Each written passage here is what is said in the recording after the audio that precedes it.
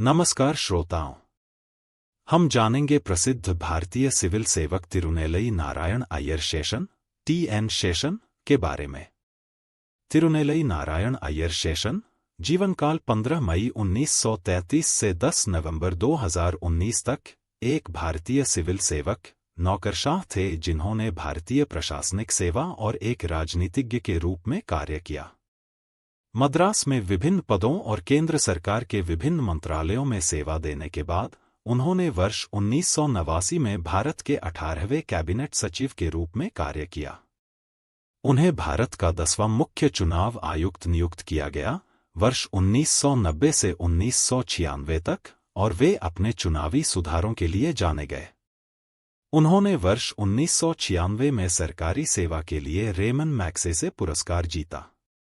उन्होंने भारतीय राष्ट्रीय कांग्रेस के तहत गांधीनगर निर्वाचन क्षेत्र से वर्ष 1999 का गुजरात विधानसभा चुनाव लड़ा, लेकिन असफल रहे। टी.एन. शेषन का प्रारंभिक जीवन और शिक्षा।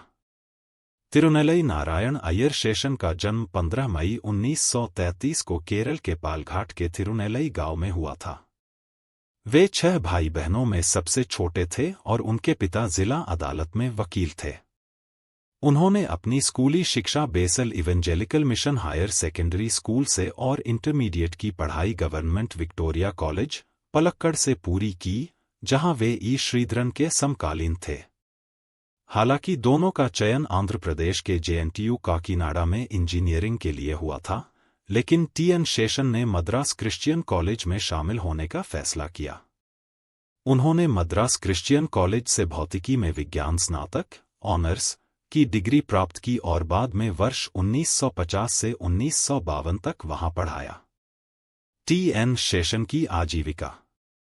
शेषन को दिल्ली में प्रशासन अकादमी के प्रशिक्षु के रूप में कोयंबटूर में 1 वर्ष के लिए सहायक कलेक्टर के रूप में प्रशिक्षु प्रशासक नियुक्त किया गया था। उन्हें पहले डिंडीगुल में उप कलेक्टर नियुक्त किया गया था। वे मद्रास में ग्रामीण विकास सचिवालय में चले गए और कार्यक्रमों के निदेशक और उप सचिव नियुक्त हुए, जहां उन्होंने वर्ष 1958 से 1962 तक पंचायतों के लिए एक स्थानीय प्रशासन कार्यक्रम का प्रबंधन किया। वर्ष 1962 में उन्हें मद्रास, अब तमिलनाडु, का परिवहन निदेशक नियुक्त किया गया। वर्ष 1964 में उन्हें मदुरै जिले का कलेक्टर नियुक्त किया गया।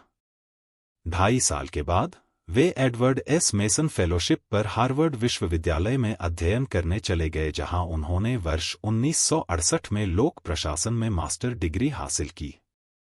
हार्वर्ड में उन्होंने सुब्रमण्यम स्वामी के साथ संबंध विकसित किए, जो उनके एसोसिएट प्रोफेसर थे। वर्ष 1969 में अपनी वापसी के बाद उन्हें परमाणु ऊर्जा आयोग के सचिव के रूप में नियुक्त किया गया। वर्ष 1972 से 1976 तक उन्होंने अंतरिक्ष विभाग में संयुक्त सचिव के रूप में कार्य किया।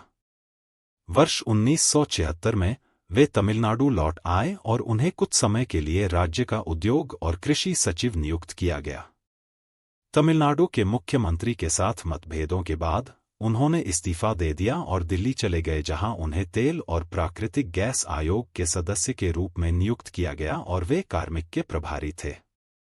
2 साल के बाद उन्होंने वर्ष 1980 से 1985 तक अंतरिक्ष विभाग के अतिरिक्त सचिव के रूप में कार्य किया। बाद में वे वर्ष 1985 से 1988 तक पर्यावरण और वन मंत्रालय के सचिव बने। उन्होंने अपने कार्यकाल के दौरान नर्मदा नदी पर टिहरी बांध और सरदार सरोवर बांध का विरोध किया, लेकिन उन्हें खारिज कर दिया गया। उन्हें वर्ष 1989 में भारतीय सिविल सेवा पदानुक्रम में सबसे वरिष्ठ पद 18वें कैबिनेट सचिव के रूप में नियुक्त किया गया था और बाद में उन्होंने योजना आयोग के सदस्य के रूप में कार्य किया।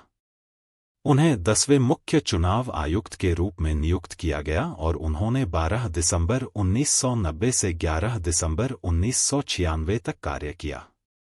बिजनेस स्टैंडर्ड को दिए गए उनके साक्षात्कार के अनुसार कानून मंत्री सुब्रमण्यम स्वामी ने इस नियुक्ति में महत्वपूर्ण भूमिका निभाई। वे अपने चुनावी सुधारों के लिए सबसे ज्यादा जाने जाते हैं। उन्होंने भारत के चुनाव आयोग की स्थिति और दृश्यता को फिर से परिभाषित किया। उन्होंने 100 से अधिक चुनावी गड़बड़ियों की पहचान की और चुनाव प्रक्रिया में सुधार किया।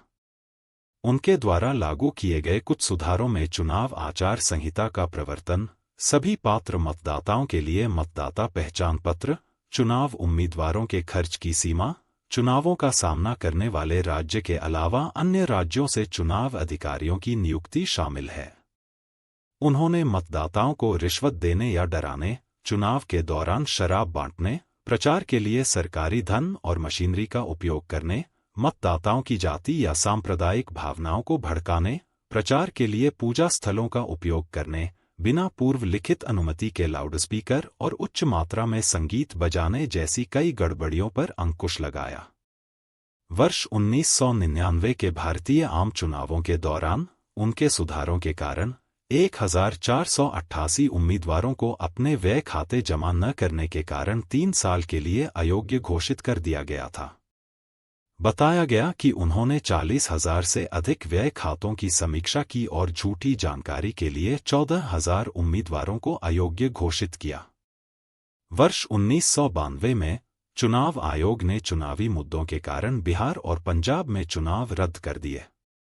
टी.एन. शेषन का बाद का जीवन।